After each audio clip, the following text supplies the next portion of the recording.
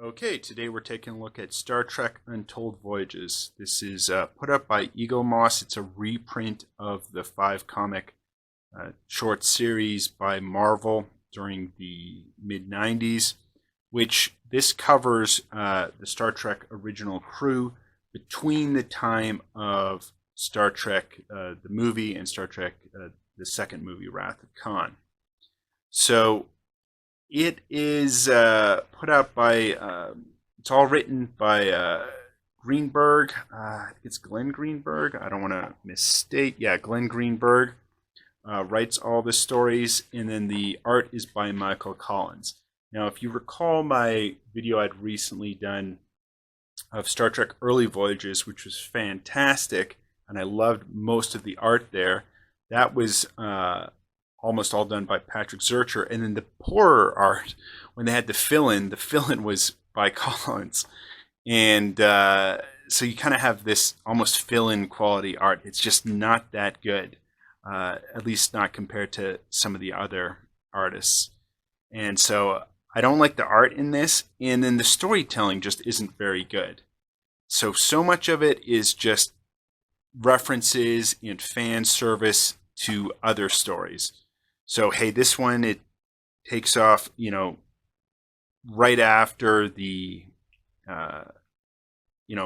first movie, and has a lot of references to Vizier and everything there. The second story here, you've got, hey, here's young Saavik. Yeah, we're not going to tell a new original story. It's Spock and Saavik when she's really young. And it's too much fan service. It's not telling interesting, unique stories. It's telling stories about the characters instead of using the characters to tell really good stories. Now, the third one, hey, we're going to have a story with Bones' daughter, and we're also going to tie it into the episode with Miri and that planet where the kids ruled and all the adults had been dead. And it's just like the writer Greenberg, he can't tell a really good, unique, original story. He just has to keep doing these references to the past. It's just really unfortunate. I think there's a reason this only lasted 5 issues.